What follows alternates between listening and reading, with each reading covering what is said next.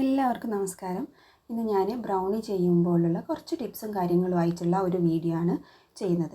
അപ്പോൾ ആദ്യം തന്നെ പറയാം, നമ്മൾ ബട്ടർ ബേസ്ഡ് ആയിട്ടുള്ള ബ്രൗണികളുണ്ട്, ഓയിൽ ബേസ്ഡ് ബ്രൗണികളുണ്ട്. എപ്പോഴും ടേസ്റ്റ് ബട്ടർ ബേസ്ഡ് ബ്രൗണിയാണ്.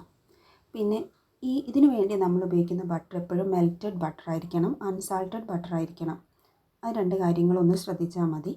പിന്നെ നമ്മൾ ചോക്ലേറ്റ് ഉപയോഗിക്കുമ്പോൾ നമുക്ക് കോമ്പൗണ്ട് ചോക്ലേറ്റ് വെച്ചിട്ടും ചെയ്യാം, ബെൽജിയം മിൽക്ക് ചോക്ലേറ്റ് വെച്ചിട്ടും നമുക്കിത് ചെയ്യാൻ പറ്റും. അപ്പോൾ സംഭവം എന്താണെന്ന് വെച്ചാൽ, ബെൽജിയം ചോക്ലേറ്റ് ആകുമ്പോൾ നല്ല റേറ്റ് ആയിരിക്കും.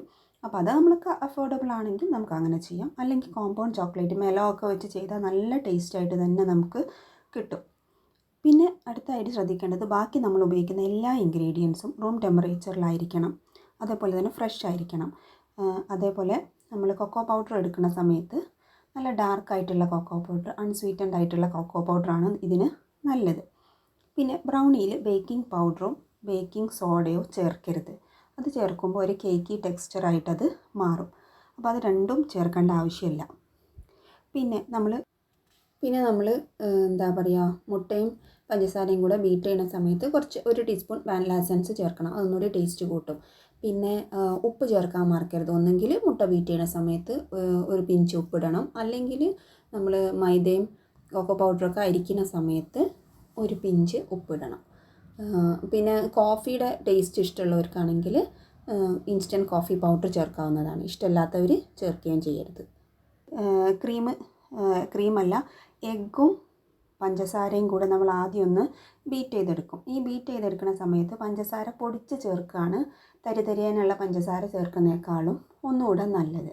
പിന്നെ പഞ്ചസാര തന്നെ ബ്രൗൺ ഷുഗർ ഉണ്ടെങ്കിൽ അതൊന്നും കൂടി നല്ലതാണ്. ഇല്ലെങ്കിൽ നമുക്ക് സാധാരണ ഷുഗർ തന്നെ ഉപയോഗിക്കാം, അല്ലെങ്കിൽ രണ്ടും മിക്സ് ആയിട്ടൊക്കെ ഉപയോഗിക്കാം. ബ്രൗൺ ഷുഗർ ആണെങ്കിൽ അതൊന്നുകൂടെ നല്ലതാണ്. പിന്നെ ഈ എഗ്ഗും ഈ പഞ്ചസാരയും കൂടെ നമ്മൾ ശരിക്കും ബീറ്റ് ചെയ്യേണ്ട ആവശ്യമില്ല, പക്ഷേ പഞ്ചസാര നന്നായിട്ട് അലിഞ്ഞ് ചേരണം. അപ്പോൾ ജസ്റ്റ് ഒന്ന് ബീറ്റ് ചെയ്യും, ഞാൻ അങ്ങനെയാണ് ചെയ്യാറുള്ളത്. ജസ്റ്റ് ഒന്ന് ബീറ്റ് ചെയ്ത് കുറച്ച് സമയം മതി. നമ്മൾ കേക്കിന് ബീറ്റ് ചെയ്യുന്ന മാതിരിയോ അല്ല ഭയങ്കര ഫ്ലഫി ആക്കി എടുക്കുകയൊന്നും വേണ്ട.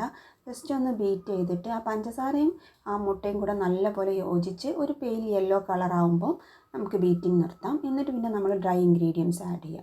ഈ ഡ്രൈ ഇൻഗ്രീഡിയൻസ് ആഡ് ചെയ്ത് കഴിഞ്ഞാൽ പിന്നെ ഇത് നമ്മൾ ഒരുപാടിട്ട് ബീറ്റ് ചെയ്യുകയൊന്നും ചെയ്യാതെ ജസ്റ്റ് ഫോൾഡ് ചെയ്ത് യോജിപ്പിക്കാനേ പറ്റുള്ളൂ. അതേപോലെ ബട്ടറും ചോക്ലേറ്റും കൂടി മെൽറ്റ് ചെയ്തത് ആഡ് ചെയ്യുന്ന സമയത്ത് ചൂടോടുകൂടി ആഡ് ചെയ്യേണ്ട, ചൂടാറിയിട്ട് ആഡ് ചെയ്താൽ മതി. പിന്നെ നമ്മളിതിന് വേണ്ടിയിട്ടുള്ള പാൻ യൂസ് ചെയ്യുമ്പം എപ്പോഴും അലൂമിനിയം പാനാണ് ബേക്ക് ചെയ്തെടുക്കാൻ നല്ലത്. അതേപോലെ നല്ലപോലെ കറക്റ്റായിട്ട് ബട്ടർ പേപ്പർ വെച്ചിട്ട് താഴെ നല്ലപോലെ പൊടിയൊക്കെ തട്ടി ബട്ടർ പേപ്പറും വെച്ച്, ബട്ടർ പേപ്പർ കുറച്ച് എക്സസ് ആയിട്ട് തന്നെ വെക്കണം, പുറത്തേക്ക് നിൽക്കുന്നത്. അപ്പോൾ നമുക്ക് കറക്റ്റായിട്ടത് പുറത്തേക്ക് വലിച്ചെടുക്കാൻ എളുപ്പമായിരിക്കും. അതൊന്ന് ശ്രദ്ധിച്ചാൽ മതി. പിന്നെ വേണ്ടത്, നമ്മൾ ഇത് ഒരു 30-35 മിനിറ്റ്സ് ഒക്കെ ആയിരിക്കും ഒരു ബേക്കിംഗ് ടൈം എന്ന് പറയുന്നത്. ചെറിയ വ്യത്യാസങ്ങളൊക്കെ ഉണ്ടാവും. പിന്നെ നമ്മൾ സ്ക്വയർ വെച്ചിട്ട് കുത്തി നോക്കില്ലേ, നമ്മൾ സാധാരണ ഇപ്പോൾ കേക്കിനൊക്കെ ആകുമ്പോൾ നല്ല ക്ലീനായിട്ട് കിട്ടുമ്പോഴാണ് നമ്മൾ ബേക്കായി എന്ന് പറയുക. പക്ഷേ ബ്രൗണി ആകുമ്പോൾ അങ്ങനെ ഭയങ്കര ക്ലീനായിട്ട് കിട്ടണം എന്നില്ല. ഭയങ്കര എന്താ പറയുക, വെറ്റായിട്ട് ഉണ്ടാവരുത്. ഭയങ്കര വെറ്റായിട്ടാണെങ്കിൽ അതിൻ്റെ അർത്ഥം അതൊന്നുകൂടി ബേക്ക് ചെയ്യണം എന്നാണ്. ഭയങ്കര ഡ്രൈ ആയിട്ടാണുള്ളത് എങ്കിൽ അതിൻ്റെ അർത്ഥം അത് ഓവർ ബേക്ക്ഡ് ആയി എന്നാണ്. അപ്പോൾ ഒരു മോയിസ്റ്റ് ആയിട്ടുള്ളൊരു ക്രംസ് ആണുള്ളതെങ്കിൽ അത് കറക്റ്റായി എന്ന് നമുക്ക് പറയാം. പിന്നെ നമ്മൾ ബേക്കിംഗ് ഒക്കെ കഴിഞ്ഞ് അപ്പം തന്നെ വേഗം തന്നെ ആ ട്രേന്ന് നമ്മളത് മാറ്റരുത്. ഒരു 15-20 മിനിറ്റ്സ് അതിൽ തന്നെ കിടന്ന് കുറച്ച് നേരം ഒന്ന് റെസ്റ്റ് ചെയ്യാൻ വെക്കുക. ആ പാത്രത്തിൽ തന്നെ, നമ്മൾ ഏതിലാണോ ബേക്ക് ചെയ്തത് ആ പാത്രത്തിൽ തന്നെ. അതിന് ശേഷം മാത്രം പാത്രത്തിൽ നിന്ന് മാറ്റുക. പിന്നെ നമ്മളിതിങ്ങനെ കട്ട് ചെയ്തെടുക്കുമ്പം ഒരിക്കലും ചൂടോട് കൂടിയിട്ട് കട്ട് ചെയ്യരുത്. നല്ലപോലെ ചൂടാറിയതിന് ശേഷം മാത്രം കട്ട് ചെയ്യുക.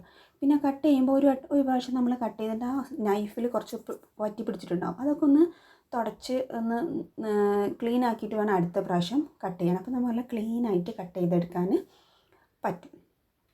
പിന്നെ ഇതിൻ്റെ സ്റ്റോറിങ് പറയുകയാണെങ്കിൽ, പുറത്താണെങ്കിൽ ഒരു 4 to 5 ഡേയ്സ് റൂം ടെമ്പറേച്ചറിൽ നല്ല എയർ ടൈറ്റ് ആയിട്ടുള്ള കണ്ടെയ്നറിൽ വെക്കുകയാണെങ്കിൽ ഒരു കുഴപ്പമില്ലാണ്ട് ഇരിക്കും.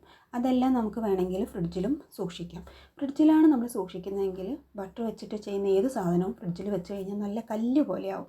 അപ്പോൾ നമ്മൾ എന്ത് ചെയ്യണം, അതിന് മുമ്പ് ഉപയോഗിക്കുന്നതിൻ്റെ 1 മണിക്കൂർ മുമ്പെങ്ങാനും പുറത്തെടുത്ത് വെക്കേണ്ടി വരും. അല്ലെങ്കിൽ ജസ്റ്റ് മൈക്രോവേവിൽ ചൂടാക്കുക, അങ്ങനെ എന്തെങ്കിലും ചെയ്യേണ്ടി വരും. റൂം ടെമ്പറേച്ചറിലാണെങ്കിൽ 3-4 ദിവസം 4-5 ദിവസം തന്നെ നിൽക്കും. റൂം ടെമ്പറേച്ചറിൽ നല്ല എയർ ടൈറ്റ് ആയിട്ടുള്ള കണ്ടെയ്നറിൽ സൂക്ഷിക്കുകയാണെങ്കിൽ നമുക്കത് വെക്കാം, ഒരു കുഴപ്പവും പറ്റില്ല.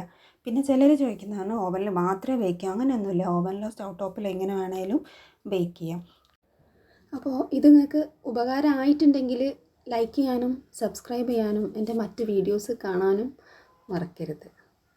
Thank you.